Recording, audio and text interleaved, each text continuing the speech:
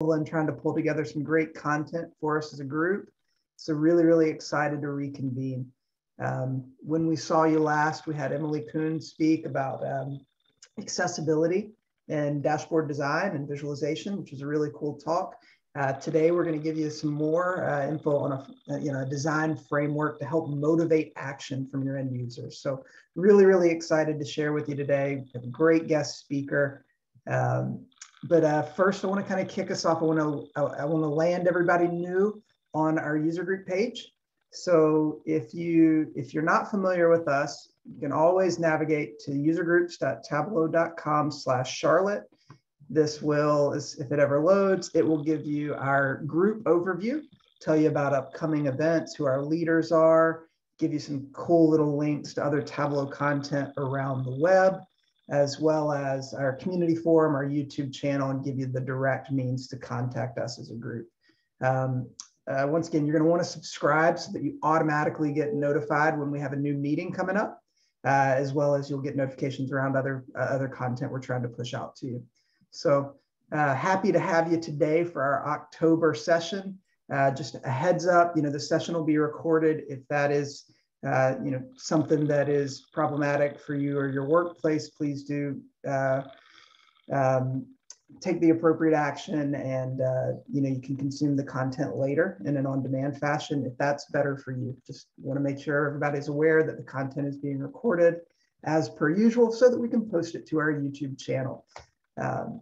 Again, happy to have you here. One more order of business before I pass it over to Lee to drop some knowledge on you. But I want to introduce you to a couple of new folks that we've had join our Charlotte Tableau user group leadership team, which is a really long way of saying that. So as many of you know, Rashid had been with us for a couple of years now. He joined Tableau, so is no longer allowed to be an official lead of the group. So we realized that we could not replace Rashid with a single person. That became very obvious to William and I. So we reached out to Darrell initially, a long-term member of our group. He's agreed to step in and take on part of the load. And then most recently, Natalie has agreed to join us. They represent our two biggest banking customers in the region. So we have full coverage now. We have Darrell rep in Wells Fargo, Natalie rep in B of A. Natalie also leads our Alteryx user group, for those of you who are interested in some of the crossover there here in Charlotte. And then Darrell's been a part of this group as long as I have. So really happy to have both him and Natalie join the leadership team. All right, enough about us. Again, the page you can get to usergroups.tableau.com/Charlotte for all our information. Subscribe, keep up with us. Now the exciting part, I'm going to hand off to our special guest, Lee Feinberg. He's joining us to speak a little bit about his Persuade Quietly framework for visualization, developing dashboards that motivate action without shouting. So I am fascinated to hear more. Lee, we're so thankful that you agreed to join us today. One final order of business. Thank you to my wife for joining her first Tableau user group as well. She was very worried that I would call her out. Her name is Anna Poole. You can find her in the chat. So she was rightly worried, because there you go. She was rightly worried. Yeah. I was threatened when I went downstairs to get water that I shouldn't introduce her. So prayers out for me. But Lee, thank you again for joining us. Really happy to have you and everybody else who's joined us today. It'll be great content. Yeah, absolutely happy to be here. And yeah, it was good. I know I've known Emily for a long time, and actually she joined me on my YouTube channel. I guess it was last year already. And we spoke for about 30-40 minutes or so about her experience in analytics. And of course, since then she's changed, because now she's working down at she's working with Red Hat, but yeah, back in her, still hasn't moved. Yeah. One last note for folks as Lee gets started. If you have questions, look for the Q&A link down here at the bottom of your Zoom screen. Pop them in the Q&A. Natalie, Darrell, and myself will be kind of curating that, framing it up for Lee while he's going through his presentation. The chat is open if there are things that you find funny and want to comment on, but we'll be kind of monitoring both channels for questions as they come in. All Excellent. Yours, Lee. Beautiful. I'll pop this up. We'll get going.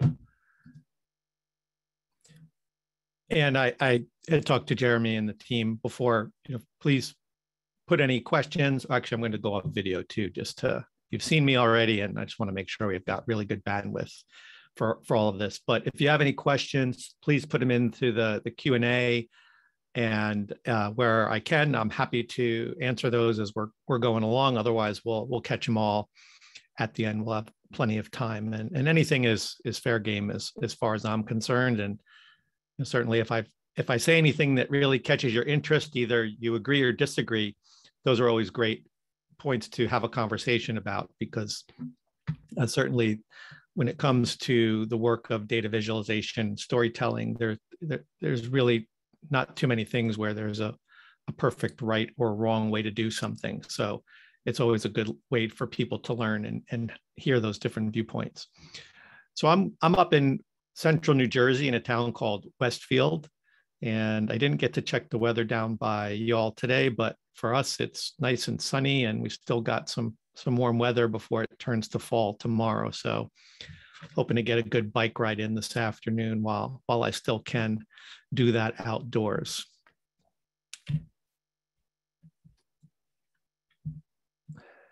So here I am over here, and I just wanted to share something I'm proud of, that my daughter attends James Madison University, and last year, with everything going on with COVID, I volunteered to help them with their COVID dashboard. And the reason I'm bringing that up is probably something that you're dealing with, or if you're not, probably some of your colleagues are, is they had a lot of data, right? There's a lot of information flowing in about COVID, and they have a lot of different people that they were trying to communicate to. They have students, they have parents, they have donors, they have faculty, they have the government. There's a lot going on, but they didn't really think about the message and how they wanted to communicate it. It was, we have data, let's make a bunch of charts and get them up on a dashboard. And that's really the area that I want to get into today, is thinking about what it is you're trying to communicate, and then how do you do that, of course, in a visual way, which is what we're all interested in when it comes to Tableau. And I run a company called DecisionViz. It's just me, which I love. And what I focus on is in the area of data storytelling, and also a term that you may have heard more recently called data literacy. That's and how that applies to Tableau is an element of it. And really what we're out to do is help our clients build what we call an army of trustworthy decision makers, because that's really what this is all about. It's not about the data, it's not about the charts, it's ultimately what the client is trying to do with the business. Now, one thing I love in this world is Tableau. Of course, I don't love her as much as Tableau as much as my family, but I've been working with Tableau for a long time. Just to give you some idea of my work around it. Actually, I started DecisionViz in 2012, and I've been a Tableau partner since then, so almost 10 years. Before that, starting in 2009, when there were about 75 people working at Tableau, I was running a project that at the time was Tableau's largest customer in the world, which was about 2,000 users, which of course, by today's standards is kind of small. But back then it was pretty huge. So I got involved with Tableau in a lot of different ways. I was on their customer advisory board.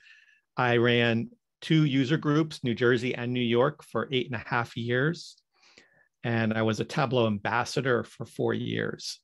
So very involved with the company, and I'm still obviously involved with them in terms of being a partner, but I also teach Tableau, a course called Visual Analytics with Tableau at New York University. So I'm still very much tied in. And I want to just be able to give you some ideas today and some specific things you can do to help your visualizations tell that story better.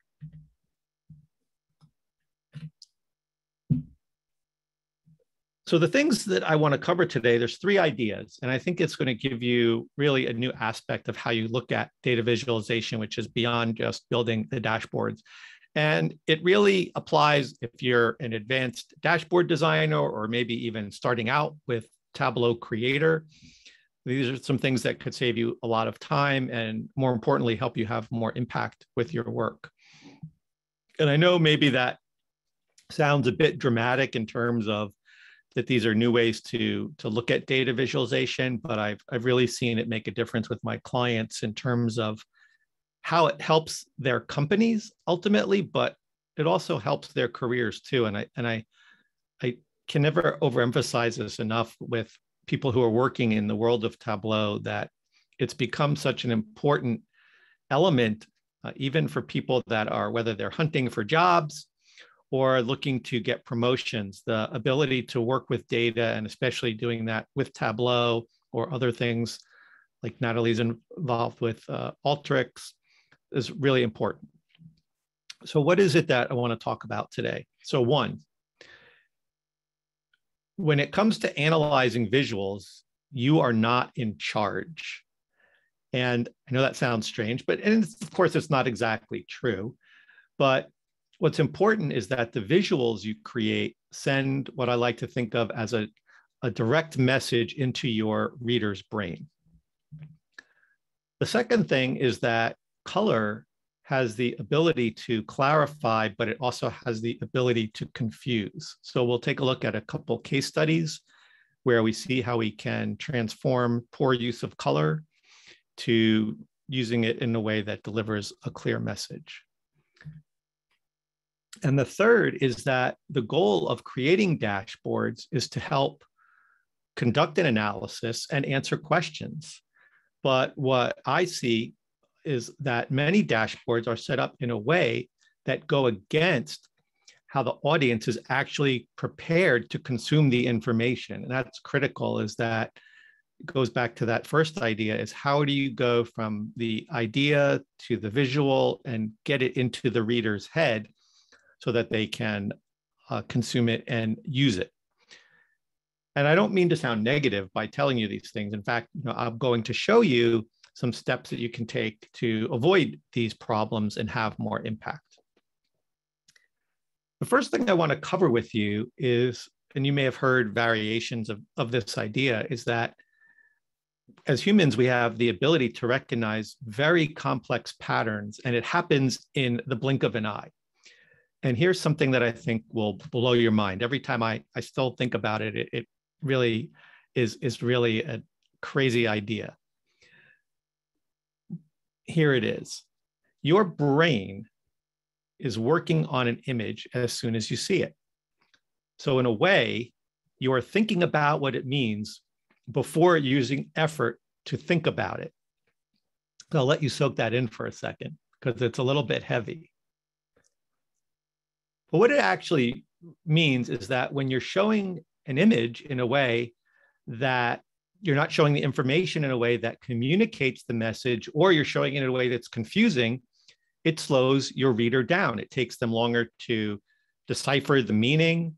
And a lot of times it might just cause them to ignore it and move on to something else, because people just want something that's easy to consume. And a lot of times they're just frankly lazy and they don't want to spend the energy on it.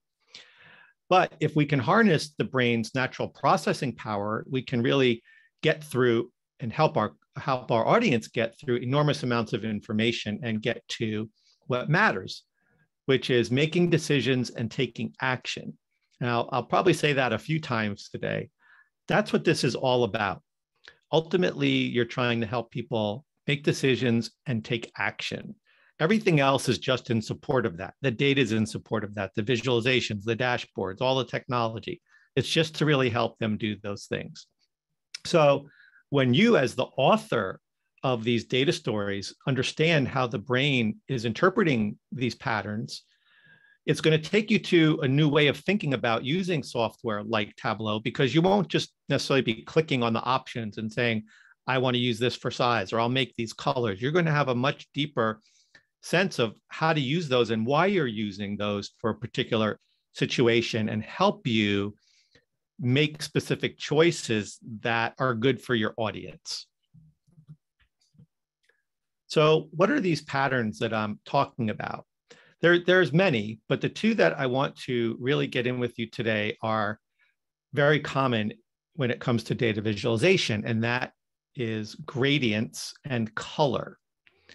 And maybe you didn't think about them as patterns until I mentioned it, but that's what your brain thinks. It thinks it's some kind of pattern that it has to decode. And really, when I say color today, I'm talking about two things. One is a gradient, which represents a measure, numbers, and usually it's different shades of a single color or shades of multiple colors. And the other is actually the term color, which is really single colors. And that's meant to represent a dimension. And those colors are things like blue, orange, red, green, yellow, what have you.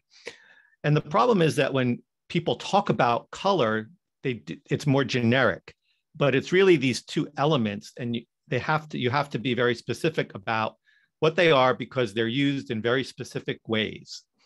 And the reason I want to talk about these with you today is that they're probably the most commonly used patterns when it comes to visualization, but they're also tend to be the most abused. So we really have to make sure that we can avoid that abuse. So what do I mean when I say abuse? Because that's a pretty strong word. Well, there's three things that we can focus on for today. One is that you just use too many gradients or colors. And when you do that, nothing stands out on the image because you don't really know what's important. If there's just a lot going on, nothing stands out in particular.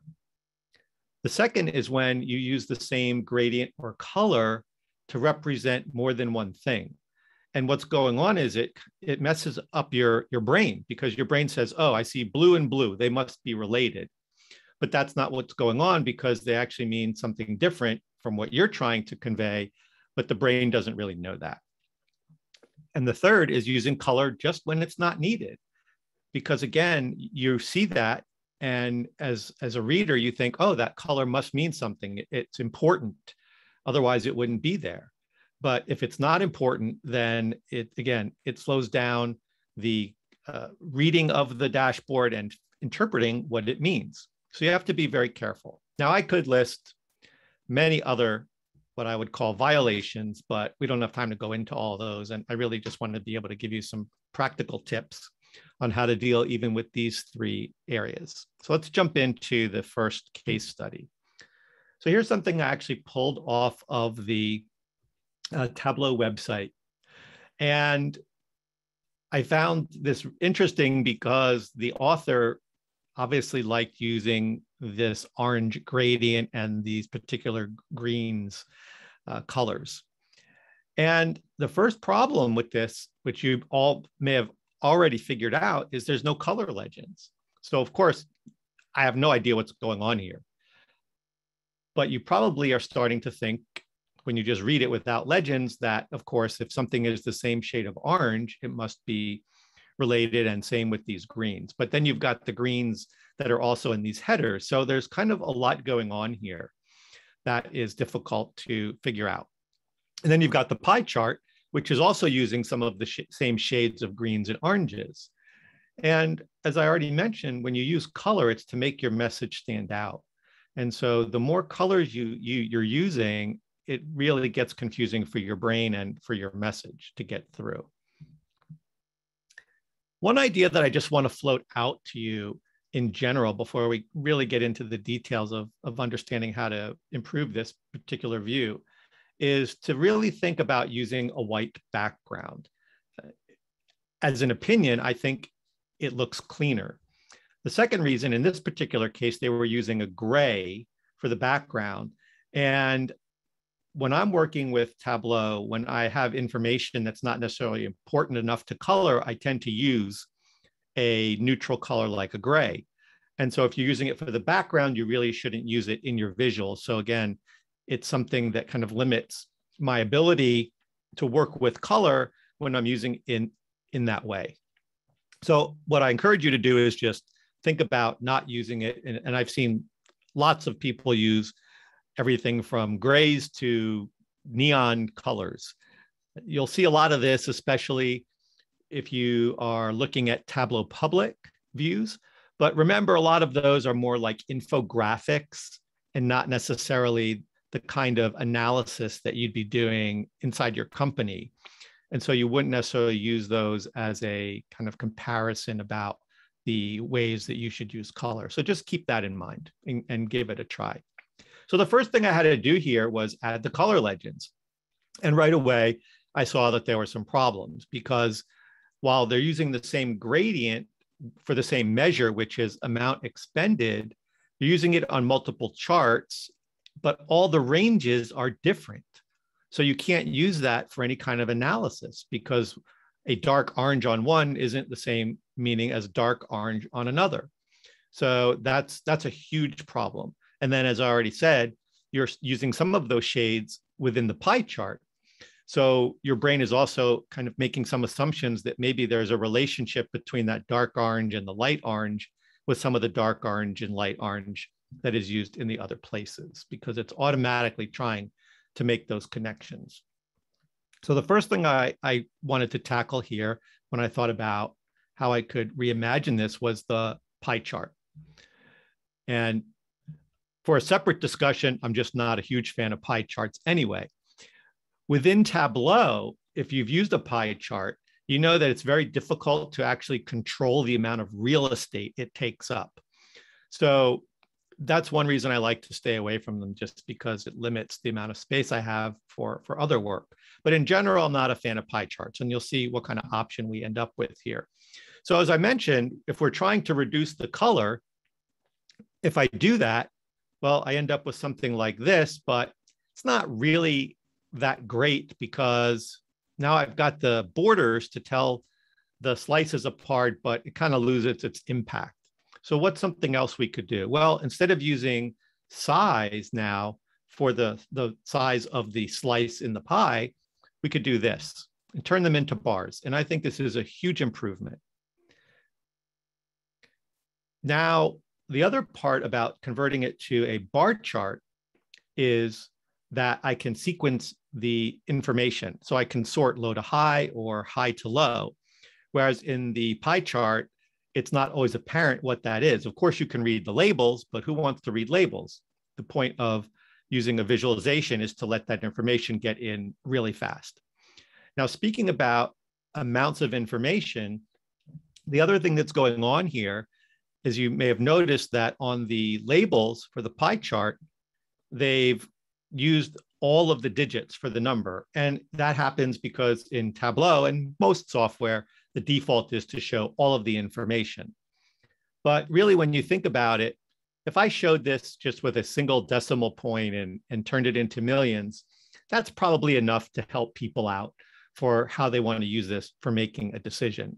So we can really clean it up. It takes up a lot less space, and it's a lot easier to understand the range of information as well, because I can see from about 250 million all the way to that 24, 25 million pretty easily. So now let's take a look at some of the other things that are going on here. One of the areas of a dashboard that I find doesn't get a lot of love is actually in the title. Maybe that's surprising to you, but the title of the page is really there to set the reader's expectations about everything else that's going on. But usually I see something like this. You get a logo and a very vague description about what this is. City spending could mean so many different things, especially depending on who is reading it, because it could be someone from finance. Maybe it's someone from product planning. It could be the CEO, and they all have different ideas about what they want to see out here. So I encourage you to be very specific and as detailed as you can, because it's going to help the reader think about the message that you want to communicate so that everything else they see on the page ties together. So the first thing I thought about when I looked at this is, well, everything seems to be about a very specific year. And so I want to keep that as part of the idea of what should go in the title, rather than having it to show up in every single title of each of the individual charts. And then I took a look at the whole dashboard and saw that this particular idea about how much money is being spent, well, that would be interesting to know maybe. And what about if I could just combine all these ideas, the year, the total amount, into a much clearer and specific heading, maybe something like this. So if I'm coming in and I read that, and it actually gives me a cue that I could change the year right there, right up front, it's pretty nice. So that's one simple adjustment. Now, the other nice thing is I just got rid of that big chunk of real estate and condensed it up into the title. So I'm going to be able to use that later on. So that's always a big consideration when you're working with images, is to give each one the maximum amount of space that you can.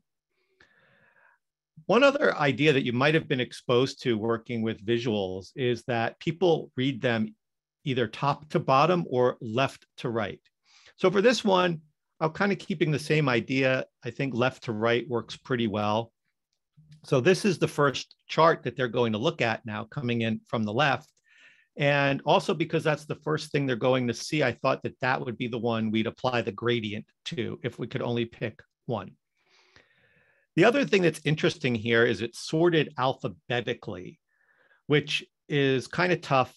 Now, sometimes it makes sense to sort it alphabetically. You might have a specific reason, but typically people like to see information sorted high to low or low to high. And in this way to show the information, the other problem is that you have to scroll. And so now I'm not even sure where the highest value is. I have to go up and down, and also I might just miss it. I might make the wrong decision because I'm just doing it manually. But the great thing is I just opened up that space above it, and I could go with something like this. So I sort it high to low. I'm using the gradient. And now I can see how information is grouped. I can see there's a few values that are pretty high, and then the rest start to scale down pretty quickly and fall within the same amount of range. And I also don't need any scrolling. And of course, I put the legend there. So this is a pretty good option instead of that way of sorting it alphabetically. Again, a lot of times people sort information alphabetically because it's the default in Tableau, and they just say, okay, I'm happy with that. And they never think about what they're trying to get across or how people are going to interact with it. And they say, it's no big deal to scroll. I'll just leave it as is. So these are really important things to think about in terms of your user interaction, that user experience, and trying to make it as easy as possible for your user. And it only takes a few extra steps to do that. We've already talked about this pie chart. So now I can stick it in right there as a bar chart. You can see it's a lot more compact, but it's still easy to read. When I looked at this chart, it seemed that they wanted to show a trend because they're looking over time. And typically a trend is going to be better as a line chart. So I thought that'd be a better message. And I could just put that right in under the bar chart. So we've just opened up a huge amount of space for these last two pieces. And again, they're using gradients, but I've already used the gradient for the first chart, so I can't use it again. So I just end up with two simple bar charts using that neutral gray. And one of them I was able to fit in completely, and one of them just has too much information, so you're required to do some scrolling. Now, you might think that this looks boring. There's so much gray here. And if there was the case where there's certain information that you wanted to make stand out, maybe if something is above a certain value, and that's critical to know, you could make that a separate color. Maybe it could just be black, or it could be a blue. You could even make it one of, a darker shade of gray. But other than that, if it's just something where everything is kind of equally important, just leave it gray. It's not bad. Your goal here isn't to make it so beautiful. The goal is to get the information across quickly. So resist that urge. And one more thing I want to talk about is going back to this title, because I think there's one more thing that we could do here. And we really want to give away this one clear unifying idea. So the thing is that what I see a lot, and I mentioned this early on, is that the authors, the way we write, tends to go against how people are ready to consume the information. So what do I mean? Well, when you think about what happens when you create a dashboard, it's usually to answer a question, right? That's what you might even ask people that you work with. Well, what questions are you trying to answer? Yet what we tend to do is actually put our titles in the form of a statement, which goes against kind of the nature of what we're trying to actually do. So for the title here, we could turn it into a question that looks something like this. And now we're really specific. So I really like the way this one came out. I was really happy with this. But we don't just do it for the title. Each of the dashboard, each of the titles of our charts should get the same kind of treatment. So for example, on the first chart where it says money spent by department, how do we tune them in? How do we make them more engaged with the question? Something like this. How much did each department spend? Questions will create curiosity naturally. It makes your reader more interested to get into examining the data. Whereas if they just see this basic statement, money spent by department, they might just look at it quickly and not really think much about it. It's just how we are wired as people. So we should be taking advantage of that as authors to draw them in. And let's just look at one more example. So on this line chart where it says money spend by month, something simple, what is the monthly spending trend? Again, creates that just little bit of curiosity and investigation that will draw readers in to what we're trying to do. So while we're on the topic of questions and how to do it, because it's not necessarily something that we're used to doing, I actually created an ebook that helps you think about how to do this. So this is my one shameless plug, but it's really meant to help you on that transition from statements to questions by giving you some thought starters on how to do that. So actually, I'll put this into the chat later on so that you can actually, let's see if I can just do it quickly right now. Put this into the chat and you can grab it and download it later. So hopefully that will help you. But let's get back to the real stuff here. Another example that I pulled down, this one is, I think, really interesting as well. This was for some survey data.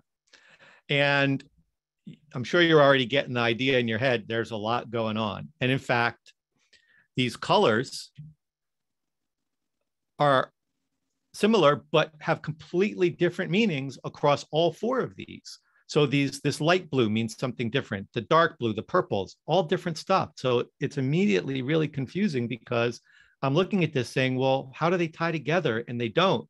So I have to now study this and work at it to realize what is connected and what's not connected. And that defeats, again, the whole purpose of why we're using visualization. It's to go quickly, help people get the ideas. I can't emphasize that enough.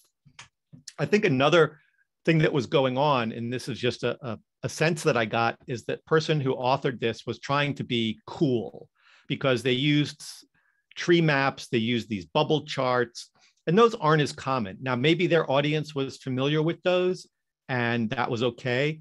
But a lot of times when I see that, I think people are going for more something that looks cool instead of just using a bar chart or a line chart when that would do, because they want to mix it up so that it doesn't look quote unquote boring. But again, the idea isn't to look cool. The goal is communication, right? Get your message across. So how do we tackle this one? Well, we've already talked about the pie chart. So I think you know where I'm going with this. Simple bar chart, neutral grays. And this bar chart, there's actually something going on here, which is a little bit nuanced. We talked about this idea of gradients. And here I've got a light blue and a dark blue, which makes me think that maybe there's some kind of relationship in terms of the values that are going on here. But it's not. In fact, if you recall, we said gradients are meant to be used for measures, but here they're using it for really a dimension. They're using a light blue and a dark blue for upstream and downstream. So it's really not the correct usage. So we could go with something like this. And I just chose red and blue, not for any particular reason. Other than I thought that it would work well. This bubble chart is kind of the same thing as a pie chart. Instead of the size of the slices, we can use that for using it on a bar instead of the bubbles. And then the last part is this tree map. And what really struck me is that the information in the tree map was geographic information. So I just thought, well, maybe we should just make it a map. And so we get something like this. And the ideas we've talked about here, when you actually start to understand how visualization, as I call it, is a language, it's much easier to create something like this than trying to find a chart that looks nice or going through Show Me and say, oh, I'll just use that one. And let's look at, again, how these colors came out. So this gradient I used, rather than the tree map, I chose this one because I found it worked really well to emphasize the ranges, because there's a lot of values that are kind of in the middle here in the teens. Then we've got some highs and some lows. And so this seemed to me to work very well. And kind of, instead of say a light color to a dark color, I wanted to emphasize the ranges and the middle segment here. And then for this upstream and downstream, again, we wanted unique colors instead of using that gradient. And that's all we needed here. We didn't need it overloaded with all those blues and purples and so on. And everything else could be this kind of nice neutral gray, because we don't really need to make those stand out in any particular way. So the last piece to tie this all together, you might have noticed that the original dashboard didn't even have a title. And maybe that was okay if the audience knew what they were looking at, but it could be kind of dangerous if that gets sent around and it gets to somebody who isn't exactly sure what it is. They might misinterpret it. So you should always, again, have some kind of title. And I thought this one was pretty specific and clear. If someone read it, they would know what's coming. And let's take a look at a couple of the other charts in here and see what we could do in terms of turning those into questions. So the first one is in the top right, it says respondents by revenue. What is the revenue distribution? Seems much more straightforward to me. And on the map, respondents by regional cluster is just kind of a mouthful and even a bit of a mindful. So where are the executives located seemed pretty simple to me to get the point across. So you don't have to be complicated. You don't have to use big words. Just keep it simple and straightforward is always your best strategy for making your titles. So to close this up, I'm hoping that you could have pulled at least one idea out of what we covered today and feel like you could do something with that. Put it into action. That's what I'm most concerned about. I don't want you to get hung up on getting everything perfect. I covered a lot of ideas today. And that's one of the things that's really good about Tableau is you can go in and make quick changes and see if you like it, see if it works for your audience. And if it doesn't, you can make that change to something else. So you can experiment a bit. So we talked about three things. One is, how do you help your reader's brain tune into your message? Thinking very clearly about that the idea should go right into their head. I like this idea of straight line from the page or the screen right into their brain. Making sure that you use color to focus attention, not to make it look cool, not to make it look colorful, but use it very purposefully. And the last one is this idea that questions are there to draw your reader in, to create engagement, to build their curiosity, to really think about each element that you're showing them. And then the titles of everything, especially the title of the page, brings the whole idea together for your audience. There's a lot of different ways you can get in touch with me if you want to. I mentioned early on, I have a YouTube channel where I interview folks from across various industries and different ways of working with data.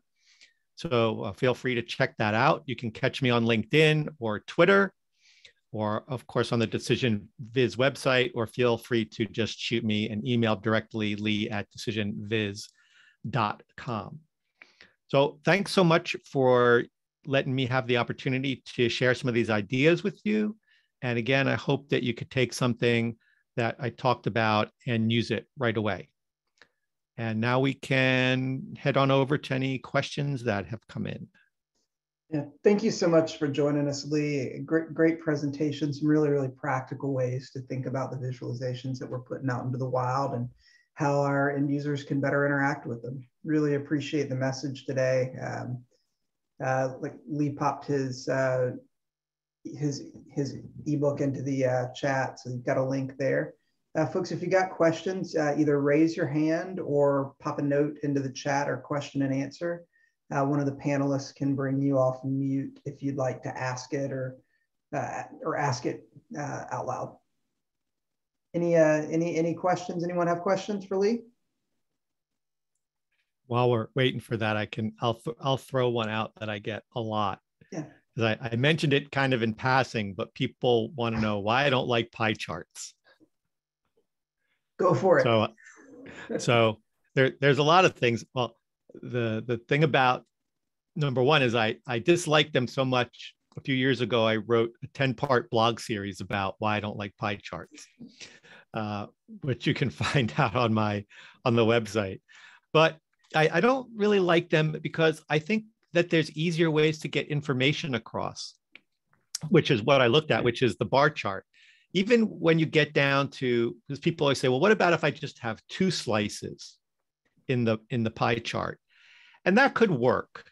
So if you have 2 slices and they're, say, different enough, that could be okay. Like if you have one that's, say, 70% and 30%, if you know there's always going to be such a dramatic difference between the two, you could do that. But the other side of that is, why even use a pie chart if it only has 2 values? If you want to know, say, how many people said yes and no. So if you know that there's a lot of people that said yes, you don't need to say 70% said yes and 30% said no. You can just say one or the other, depending on which one you want to emphasize, and just put a big 70% on the page and not even have to look at a visual. So you really have to think about the message rather than the data, because people say, oh, I have to show all the data. Not necessarily. Sometimes it gets in the way. And then other cases where if you have, say, 3 slices and they're all very close to each other, people still want to know which is the biggest one and which is the smallest one. So now I've got to read the labels and it takes me more time and I get aggravated.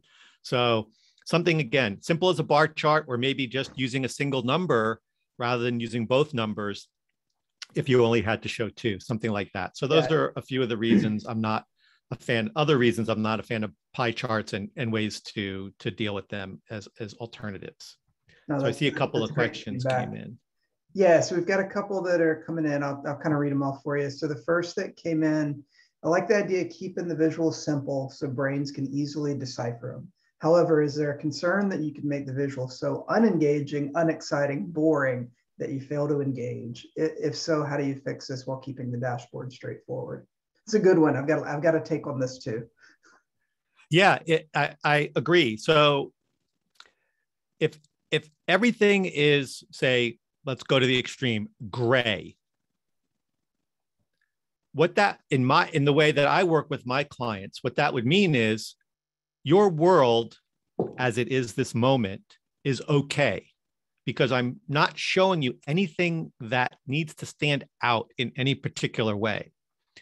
So if I was to say, show this to the CEO of a company and they look at it and it's gray, to them, it should mean I'm in good shape. I actually don't need to do anything right now. There's nothing that I need to worry about in terms of making a decision on this, or even further thinking about what kind of action I would like to take. So the fact that it's kind of completely boring, if you want to think about it that way, is that I actually don't need to engage with it. I don't know if that sounds really strange to you, but my goal is actually to spend the least amount of time looking at the visual.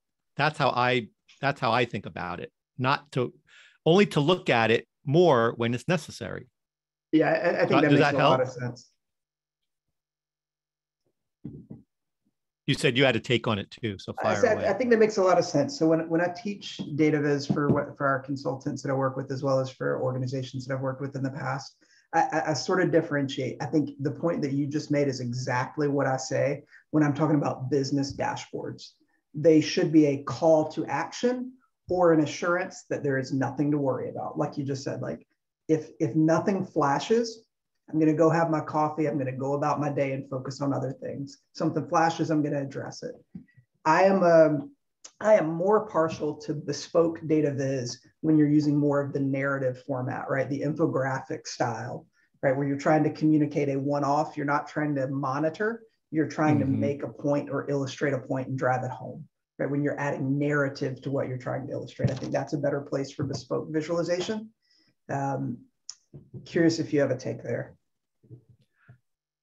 It all sounds great to me. And that's why I also made that point earlier about how a lot of times when people use really strong colors, it's on something you might see that's more of an infographic, which is what you're saying. It's kind of that one-off. They're trying to make a point. It's not something that's being used in business, right? Most of the stuff that we see out in public on something like Tableau Public, I'll just use that because for us, that's where most of us would see work going on from our colleagues. Someone who's doing something incredibly flashy on Tableau Public, you don't know what it looks like when they're doing their work. They may not be having Sankey diagrams and colorful, formulaic twirls on the screen. They might be doing some real straightforward, simple things when it comes to what they're doing on the job. Yeah, the most aggressive I ever got was allowed to get at the banks was slope charts. That's as far as I can push them. Hold on there. It's as far as I can go. Yeah. But yeah, I mean, it's also part of it is that the challenge is what people will understand. So you might make something that you understand, right? You're the author. When you show it to the more, I would say, the broader public at work, in your workplace, if they're not familiar with that, not only having ever seen it, but how to interpret it, it's a real problem. Yeah. And that's another thing that a lot of times people just don't think of. There's like, oh, I'll just click the button and make that chart and I understand it. So of course everybody else will. And that's a bad assumption. Yeah, I think that makes a lot of sense. I think it's a good answer. The next one that was framed up for you, Helly, any suggestions for creating a dashboard to compare year-over-year price increases without making it too busy? Would you suggest a simple bar chart? Currently, this person is using a dual axis with price and volume, as well as crosstabs referencing the information from the 2 years they're comparing, which looks like it would have some additional metrics.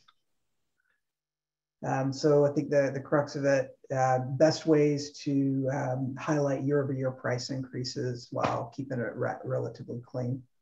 Yeah. It depends, right? Well, I have a year-over-year price increase or whatever kind of any kind of change. If you want to think of it, it's an average. It's kind of one number divided by another number, essentially. And the problem with those kinds of numbers is when you just show them by themselves, you lose a lot of the context. One of the pieces of context is you lose what the original numbers were, right? So two divided by 4 is 50%, right? And 100 divided by 200 is also 50%. So the change would be, say, the same, but I would probably be much more interested in the 100 to 200 kind of change, right? That would be much more significant. So when I do anything where there's any kind of change or a ratio, I tend to show, I think it's helpful to show the ratio itself and the components of the ratio.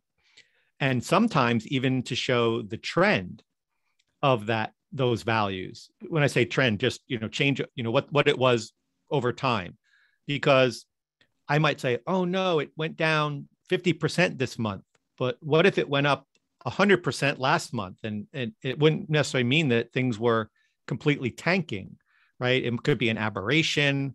It could be, something in the marketplace that happened to everybody and all my competition. And maybe I went down 50%, but my competition went down 75%. So taking things as kind of these individual points doesn't necessarily tell the whole story. So again, it goes back to, what do I need to make decisions? And that's the other thing about asking questions.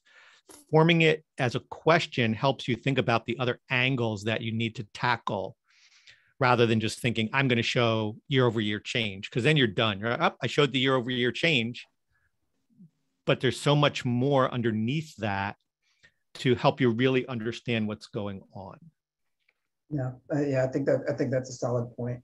The other thing you have available to you in Tableau specifically are visualizations and tooltips that you can use effectively, where you can layer that level 2 information on to the main point you're looking to drive.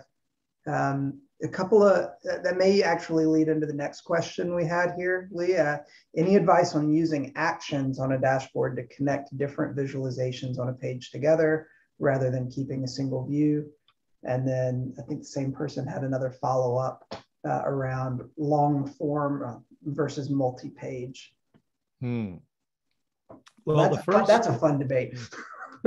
Yeah. Well, let me go in reverse. Just the idea of multi-page. So I again, because I approach this as a communications challenge, I think about this and to me that translates to a story, like a real, not a story like a movie with an arc and emotional roller coaster, but more like a story, right? I'm going to step through this.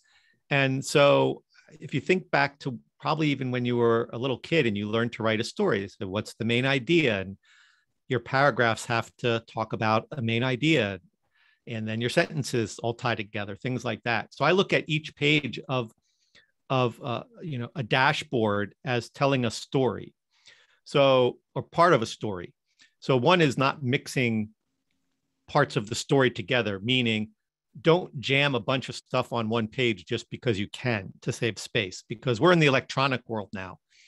It's not like you need to print it out on paper where it used to matter. So keeping an idea on each page. So going back to that idea of a title, right? The title should tell you what's on each page. So if you have stuff that doesn't tie back to the title of the page, it's confusing. So that's one reason to have multi-page, right? If you have multiple ideas to get across, you want to separate those out.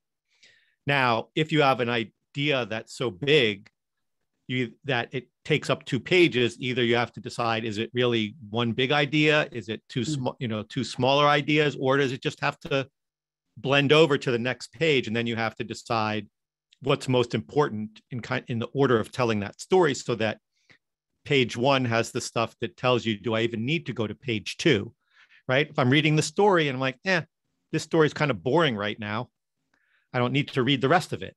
That's okay too. So you have to think about it in that order in terms of an approach. In terms of the original question, it says about connecting different visuals on a page. I'm not actually sure what you mean by keeping them as a single view. Yeah, I think the context here, and please feel free, whoever submitted this one, to follow up. But I understood the context here to mean how hard should you try to create one single view versus breaking things out and having them work together? I think I answered that one. Yeah, I think so too. So whoever submitted that question, if that doesn't quite address what you're going for, do let us know. But I'll go ahead and kind of close that one out. A couple more, and then we'll turn it over to Natalie to tell us all about TC. I think this one might be a quick one. That does answer. Magnificent. Okay. What's a good way to get feedback on dashboard designs? Oh, okay. Well, I could talk a really long time about this because it's a really important skill. But I'll break it down real simply. The first way is to do it as quickly as you can. What I mean is, give somebody a dashboard if you're working in this flow where doesn't necessarily have to be a finished product. Why do I say that? A lot of times what we do is we work on a dashboard and then we get the data correct. We even get the right charts in there. And then we spend a huge amount of time even just on the presentation side of it, I want to get my fonts right. I want to get the layout perfect. I want to, everything. And then I show it to somebody and they go, I don't like it. Change the colors, make whatever it is. And a lot of times when it's too polished like that, people focus on the polish and not the content as much. So first off, I'd say get it in front of them as soon as you think the data is correct, because when you show people data that's incorrect, that just goes off on a whole tangent and ruins the flow of what you want to do. But if you're sure your data is correct and you have an initial idea of how to go about that, show it to somebody. Ask what they think. Ask them to be super candid. Now, I say that because here's the flip side. If you show it to someone and they say, oh, it looks great, and they don't, and they just kind of nod their head and say, yeah, that's what I wanted, that's the worst possible thing they could say. I know you're probably thinking that's nuts. Why is that? Most of the time when they say that, they probably really haven't spent enough time thinking about it, or really they're not giving you solid feedback. And what's going to happen is you're going to walk away and go, great, Lee said it was exactly what he wanted. And you're going to go finish it. And I'm going to come back to me. And then I'm going to give you all my feedback. And you're going to think, what happened? He told me it was great. Now he's telling me it's not. And then you have to go all the way back and basically tear it down and start again. So so what do? If someone says it looks great to you, you say, oh, Lee, I appreciate that. Hey, you know what? A lot of times people kind of say that, but I'm just curious. I'm sure there's something on here that doesn't make sense to you, or is probably a little bit confusing. What is that? Really, really push them to tell you something that's bad. It's okay if they don't like something. You want to know now, not later. And it really ends up opening up really interesting conversations when you do that, because they absolutely are never going to expect you to encourage them to say something bad. They usually just think you're going to say, oh, great. So I hope that helps give you some that's great ideas about how to tackle that. I think that's great advice, is really pushing for feedback. It is very tempting to fall into that trap of, well, they said everything's perfect, we're done here. Let me take these last two, and I'm going to kind of combine them since there's somewhat common theme. Sure.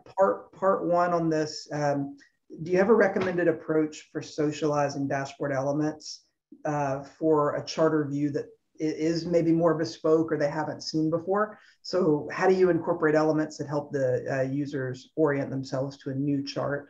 And then the second piece of that would be, how do you deal with such situations where maybe you're tied to corporate colors, primaries and secondaries in a dashboard, rather than the right color for DecisionViz? Okay. That's a fun one at the banks, by the way. They're all curious about that. Really, both of those are great questions. So the first one kind of goes back to the last thing we just talked about. If let's just say you have an idea and you want to introduce something that you think people might not be used to, the first thing would be just to show it to a few people, just to get their initial reaction, right? The second part of that is you're obviously never going to get to everybody, right? You'll get some initial ideas and thoughts about it.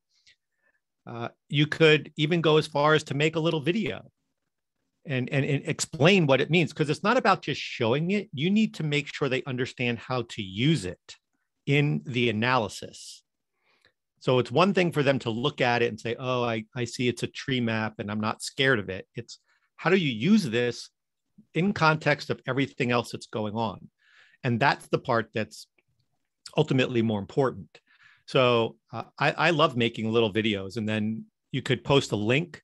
It could pop up right from the dashboard, or maybe it's if it's something that you send around to people, you could make it more of a marketing piece. Hey, everybody, we're relaunching the dashboards, and there's some new elements in there. We want you to watch this little video to get accustomed to what's in there. It's really going to explain how to use it in your work. I find that that's really helpful. I think that one of the things we tend to do is just put it out there and think that people are going to understand it, figure out how to use it. And that tends to be the worst thing. The second thing about the colors, I have some pretty strong opinions about this, but there's a caveat. So I think I'll give you the extreme example. I had a client that I started working with years ago, and they showed me what their work was, and everything was red. And I said, why is everything red? Oh, well, that's our corporate color. I said, okay, well, red is bad. A bat means bad usually when people see red. So maybe we should not do that. And that's a true story. And I say that to emphasize the idea that your corporate colors were chosen for a specific reason, maybe to give off a certain idea. It represents something about the company, or maybe they just chose some colors that, they think work well together. I don't know. But that doesn't mean that because they work well on the website or to represent the company, that they're good for visualizations. And I'm guessing that's what you meant by the right colors.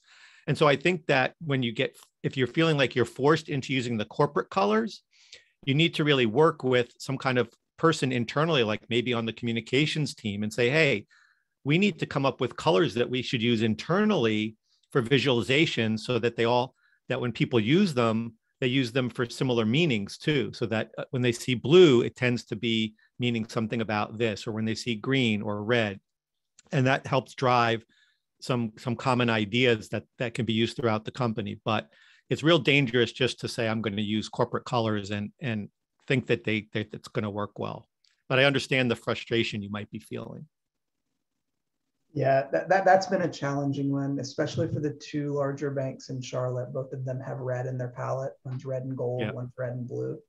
Yeah. But both have kind of put frameworks in that align DecisionViz into application design color choice palettes, if that makes sense. Meaning that you have to, so there's a lot of red is bad, blue is good at Bank of America, and I'm not sure what Wells is doing.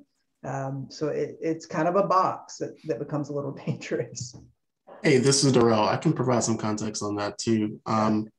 Also refer to your data visualization team. Typically your marketing team or people in branding have put something together specifically for DecisionViz. We've come a long way. And I know for both Wells and Bank of America, there are primary and secondary colors that they want you to use for titles, as well as some of the colors they want you to use in your viz. Yep, that's great, Darrell. That's awesome. Thanks for that. That kind of brings us to the end of the questions that we had in the chat. Really, really appreciate the engagement, everybody, and Lee for your very thoughtful answers. Just want to give everybody one more time. So Lee still got his information on the screen. If you connect with him through any or all of these channels, really, really appreciate you joining us today. Very, very, very thankful to you for taking some of your time and spending it with us. Thank you. So to wrap up our agenda here, very exciting. We're going to kick it over to Natalie, one of our new leaders. She's going to tell you a little bit about Tableau Conference, which again is going to be online this year. So Natalie's going to kind of orient you to what's going to be available to you and walk you through what to expect for TC here in a couple of weeks. Take it away, Natalie. So exciting. I do want to say thank you, Lee, for that content. That was so great. I can't wait to share the replay with my peers and my husband, who is now into dashboards. But I will say my golden rule is simply pies are for eating. So that is my rule. But anyway, so I'm here to talk about the Tableau Conference, TC 21. It is happening this year. Only 18 more days. I mean, I am counting down. November 9th will be here before we know it. For any newbies on the call, you may be wondering, well, what is TC? TC is simply the best week of the year. So you definitely want to attend. TC is a jam-packed conference with fantastic opportunities to learn, connect, and celebrate Tableau and data. I'm pretty sure that's where I met Jeremy Poole officially at TC, even though we both worked together.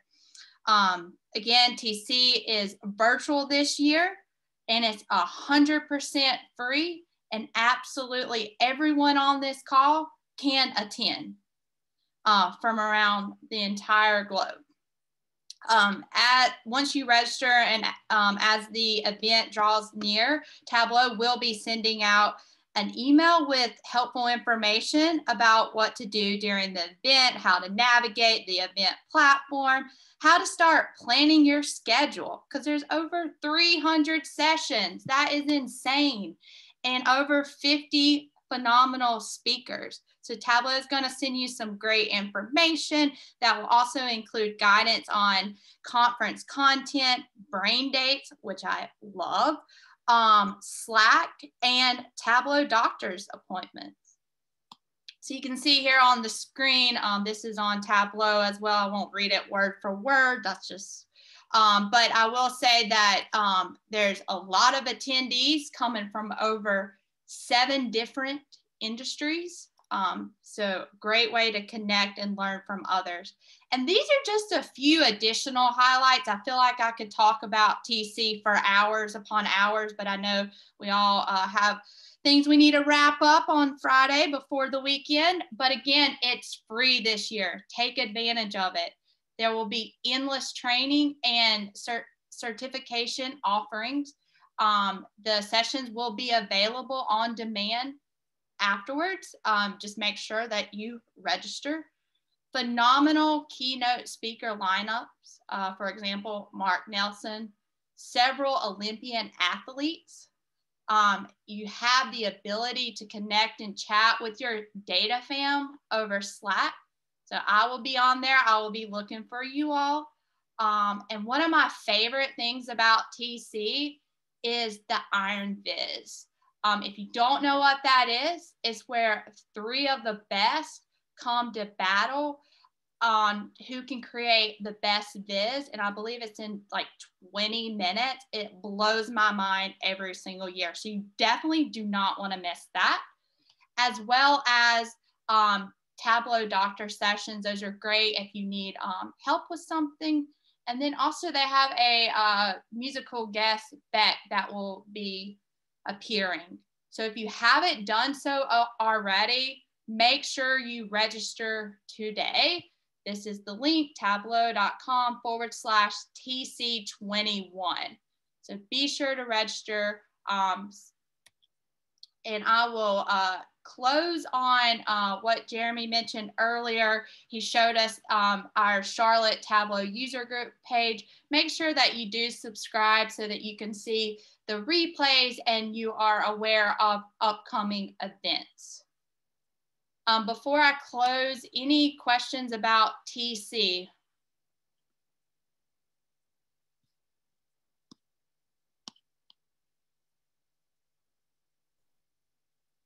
All right, well, that wraps our session for today. Thank you everyone so much for joining, and special thanks to Lee for the excellent presentation.